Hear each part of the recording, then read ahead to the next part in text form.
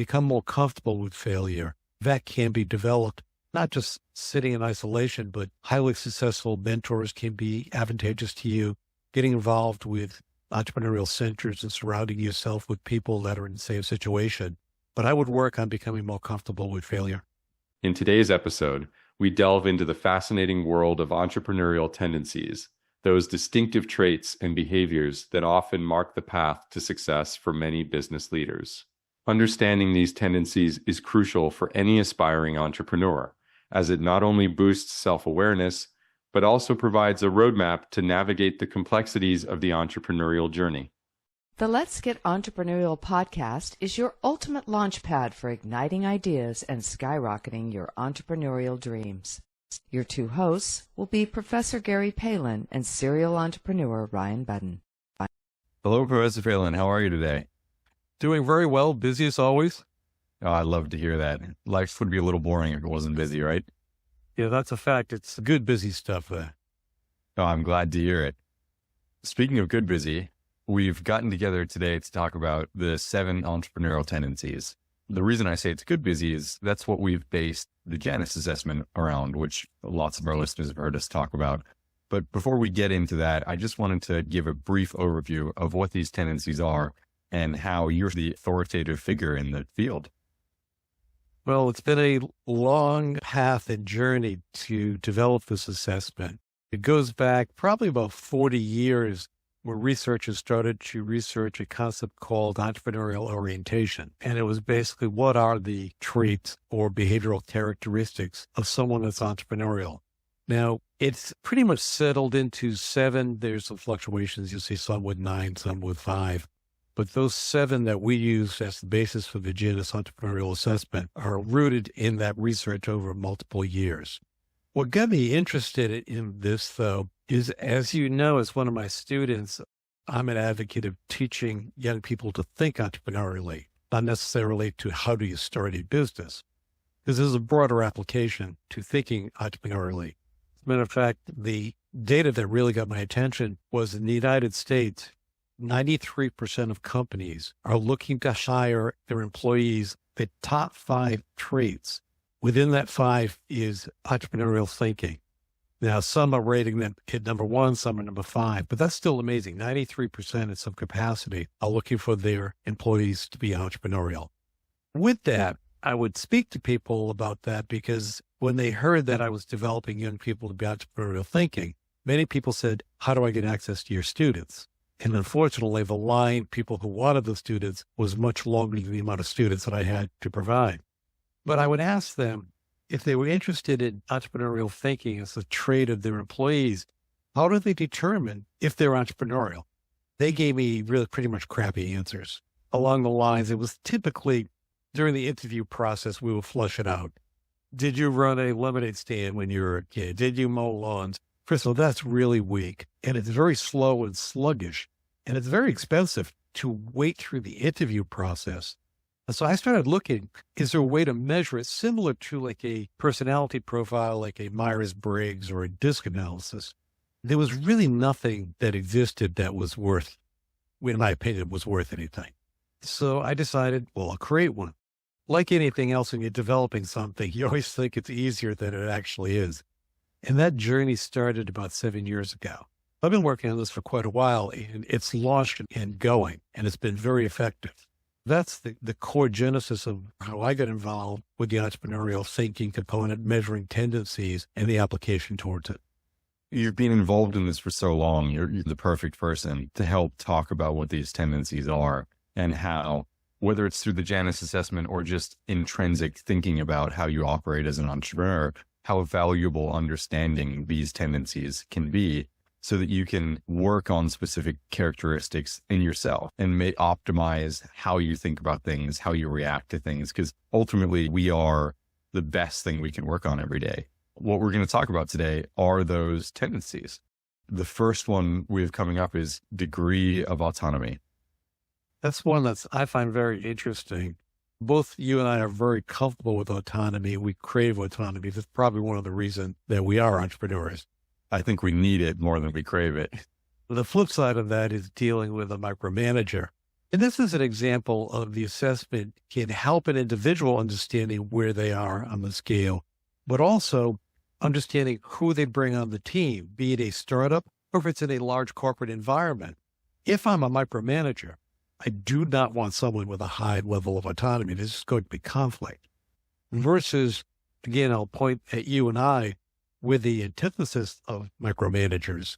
We need someone who is comfortable with autonomy, that's self-directing. So there's no right or wrong answer to any of these assessments or any of the distinctive traits, but what environment is best for you, what situation is best for you. And it's very much a decision-making tool on who to bring on your team, and also helps you understand where you can improve or where you can develop specific thoughts or skill sets on this. That's a really important point. With the Janus assessment, obviously we've put a score to these tendencies, but the aim is not to get the score higher. It's just understanding where you fall on the spectrum. Our listeners that are just using this as an intrinsic tool will understand that one side isn't necessarily better than the other. And we'll talk about sometimes in roles, a low score is actually better than a high score, depending on what role you're fulfilling. It's very important to understand they are being measured against 500 very successful entrepreneurs that we had take this assessment. It's not the average population. This is their score and how you compare it to a typical person. This is a direct comparison to someone that's highly successful in entrepreneurship. The tendency will be to scale down those scores as a result. Exactly. The next category we have is competitive aggressiveness. If you're driving an entrepreneurial venture and if you're developing a startup, that's very important. If you have a high degree or a very high score on this scale, that's good because you can be very competitively aggressive in pursuit of development. But if you're not, that's okay too. But just make sure as you're bringing someone on, you want someone, at least one, if not more, that have a very high score on this, because it is a very competitive environment, especially at the early launch of the venture. We talk about roles a lot, and you got to think about high competitive aggressiveness being your sales team. People that are really trying to get it out there and kill it every day, hunt what they eat, that type of thing. But if you're hiring for a banker, you probably don't want them to be that competitively aggressive. In fact, it might be very disruptive to your team cohesion if all of your finance guys are competing against each other somehow. And on the flip side, we have a group that's utilizing the assessment that hires salespeople for the automobile industry, car dealerships. They want a very high level of competitive aggressiveness and they want a very high level of autonomy because that's the nature, because that person in essence is running their own business and they have to be, I won't say aggressive, but they have to be very diligent in dealing with the competitive environment to make those sales. It highlights a very good example of someone that you want to be very high in that. The next characteristic we have is attitude towards failure. We've spoken about failure quite a bit during the episodes in this podcast. Failure is a given in entrepreneurship. Ideally, not towards the totality of the venture, but that can happen too. But over the course of your journey, you will hit failures. You want to be able to deal with the failures and not let the failures stop you. One of the things that I see with people involved with starting businesses, it's more of an attitudinal issue. Very often people will hit a failure and it's like they're hitting a brick wall and they stop. Where someone that's more entrepreneurial will view that same situation as merely a speed bump and will maybe slow down, not to ruin the vehicle. Depends on the size of the speed bump. Maybe won't even notice it going over it, but they travel past that failure and they just deal with it. And very often with ease. I see in our society today, and I've noticed many of my students over the course of years, more and more, they are literally petrified by failure. And I maintain that we have not allowed them to fail and we have robbed them of the opportunity to fail. Everyone gets a trophy. The participation is a direct result of that. It is such a cultural thing. As we've done some interviews with entrepreneurs around the world, and it's amazing how this category, the attitudes towards failure, is so influenced by the cultural upbringing. And even inside the United States, where you're from, how your family treated failure can really swing quite a lot on how you feel about that and how you perceive it. I've done a lot of work in Denmark with entrepreneurship. From what they've told me in the entrepreneurial community, just getting a investment in a venture, if it fails, you're done. You're not going to get another investment ever. Where in the United States, and this is something they admire very much, if you fail for the right reasons, the wrong reason being collusion, embezzlement, but if you fail and there were unanticipated issues, shift of disruptive technology, pandemic hitting, you can actually be viewed as more valuable after the failure from lessons learned. There are definitely some cultural issues associated with that. But I fear in the United States, we're losing that advantage. Yeah, I do as well. Just based on perception, right? I don't have any data to back that up, but just based on conversations I'm having, other countries are catching up or getting to the same level that the United States is at.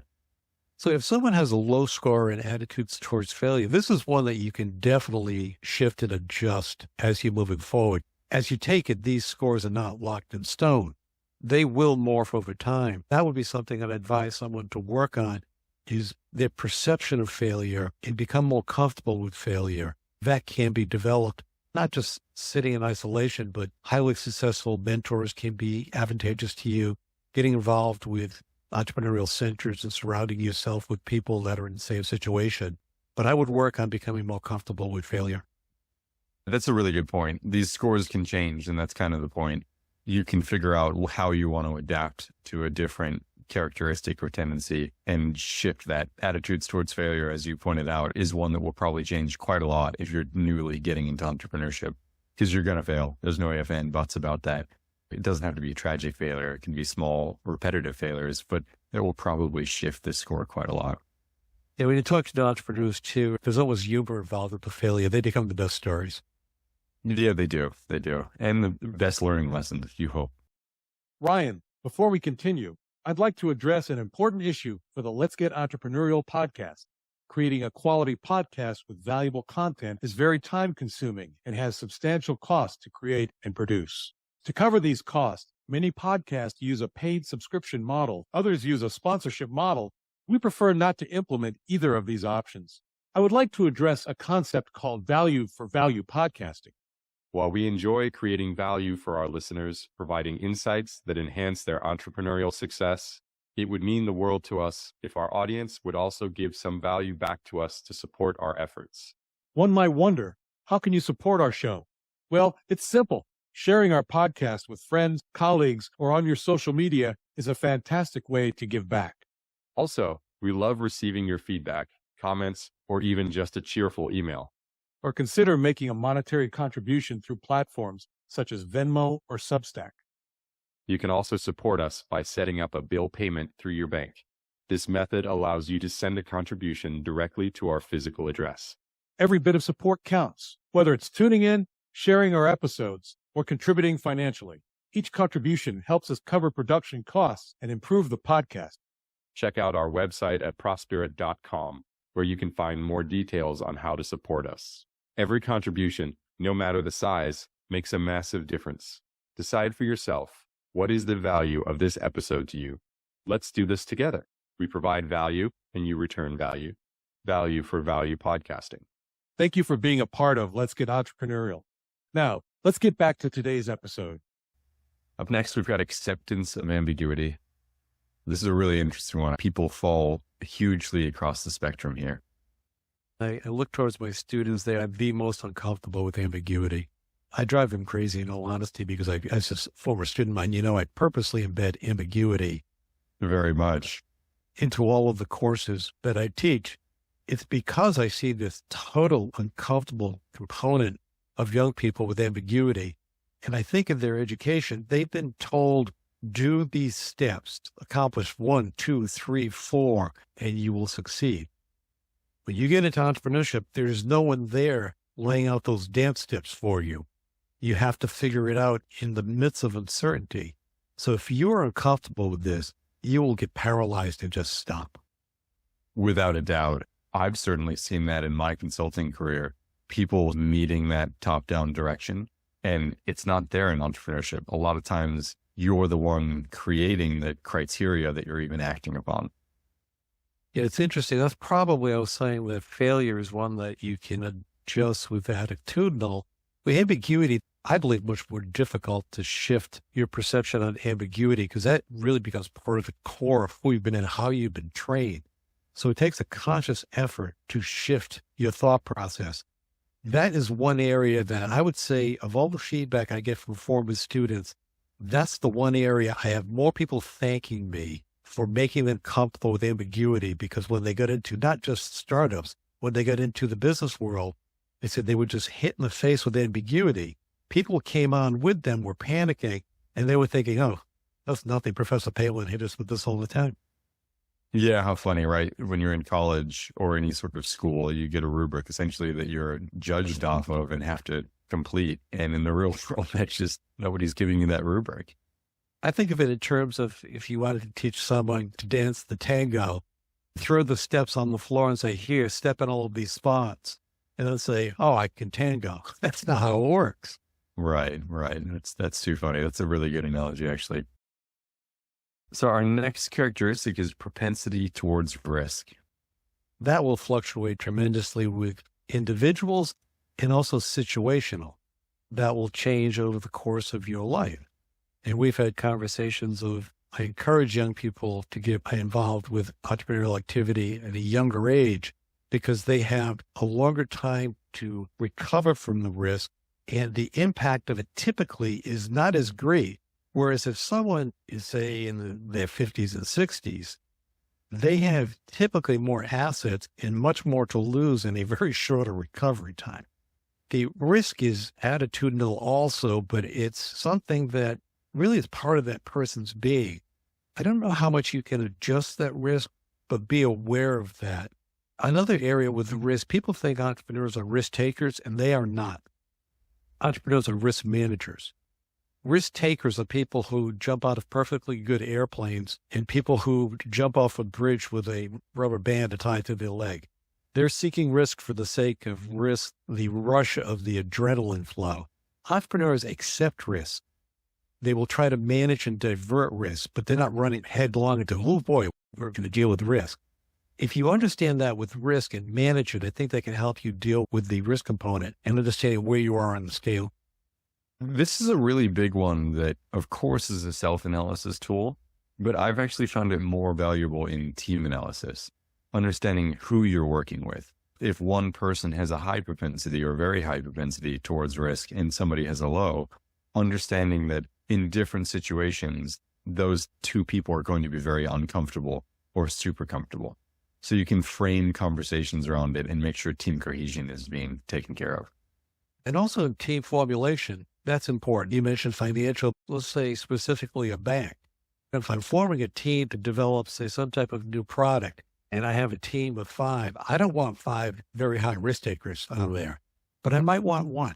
That blend of the perspective in how they deal with risk, you can formulate teams with that. It's an interesting blend you can put together. Without a doubt. Something very important to be aware of, if nothing else. Up next, we've got proactiveness. This is another really good team moment to analyze everybody's proactiveness. There will be quite a bit of fluctuation on proactiveness. If you're in a startup, you want to have majority of your team have a very high level of proactive behavior, because you can't wait and react to situations, because you will be continually be adjusting and be behind. You want to be ahead of the curve. Just that mindset of analyzing the situations, scenario planning being one tool we've talked about, or our episode on disruptive technologies, another area. Understanding what the environment is around you, where it's going. I've always maintained that successful entrepreneurs don't see the world as it is today. They see the world as it will be. When you have that vision, be prepared to have people tell you you're crazy. That's not the way it's going. It happens all the time. Being a visionary can help you understand that proactive behavior and how to move forward. I think it was Wayne Gretzky famously said, he doesn't skate to where the puck is, he skates to where the puck will be. And that's the same type of thought process. And that can be in day-to-day operational. It can be in, as you said, disruptive technologies. So really forecasting where the business is going. But you don't want somebody sitting back on their heels, typically in entrepreneurship, when waiting to put the fires out, because by that point, it's already a fire. You want someone that's trying to anticipate and get ahead of it. Speaking of disruptive technologies, the next one is attitudes towards innovation. That seems to be quite a highlight in today's environment, but I would maintain it's always been a highlight. You go back to the Gutenberg press, that's an innovation. You look at Henry Ford, there was a lot of innovations associated with that. People think of innovations as computer technology, but it's not necessarily so. Now, granted, today it revolves around a lot of computer technology that's driving the innovation. The attitude towards innovation I find fascinating, and especially from an age perspective. I talk to a lot of my peers, they seem more reticent towards innovation. And my students are always very surprised when I'm ahead of the curve, and I very often know about computer technology much more so than they do. It's critical to have a positive attitude towards innovation because those are the tools that will help us continually develop and grow our venture. Also, within a large company, understanding and applying those tools, you have to be able to utilize those to adapt, and they can leverage so much time. Right now, the big conversation is on AI. I was just having a conversation with someone a few days ago, and they were just basically bemoaning, their job. They weren't happy with it. I asked them where the field they were involved with, and I said, oh my goodness, you could apply that concepts that you know about that field and combine it and merge it with AI. There's multiple businesses you can get involved with from that. I said, the potentials are wild. They just looked at me and said, oh, I don't know anything about computers. And they basically let their fear stop them from resolving a problem they were just complaining about. I'm glad you brought the age thing up because it would be ageist if I said it. But something that I hope our listeners heard is that there are exceptions to the rule, right? You are incredibly innovative and your attitudes towards innovation, you're all over it. You eat up any innovative technology that's coming to a degree that I think most people my age and even younger don't do. The reason I bring up age is we do have this misconception a lot of times that the older you are, the lower this score is going to be. And it's not always true. So make sure you're having those conversations and fleshing that out before you make assumptions on it. And the category is attitude towards innovations. And that word attitude says it all. How are you viewing it? And I'm not saying someone has to become technologically savvy, understand and at least learn the language of the technology you're dealing with. Don't be afraid to interact with people that have those high technical skills, and they can be a major advantage to you. So that's the last tendency we have. Do you have any final wrap-up notes on how these fit together or how somebody can work on one of these facets? Look at the scores very honestly, and don't be threatened or have your feelings hurt by a score. Just analyze it. We have quite a fairly in-depth write-up on each one of these sections, and understand you are being compared to 500 very highly successful entrepreneurs. It's very important to understand that. Understanding your tendencies are crucial for any aspiring entrepreneur. It doesn't only boost your self-awareness, but it can provide you a roadmap to navigate complexities of your entrepreneurial journey. Without a doubt. It's an amazing tool. Again, whether you're using the Janus assessment that we've purposely designed around this or using these tendencies as an intrinsic look at how you're operating in the entrepreneurial world, there's a lot of value there. Absolutely. Well, let's get entrepreneurial. Let's get entrepreneurial. We extend our gratitude for your presence and attention. Check out profspirit.com to discover resources and courses designed specifically for innovators like you. Stay on the cutting edge by following us on Spotify, Apple Podcast, YouTube, and other platforms as it is released. Until then, keep the entrepreneurial flame burning.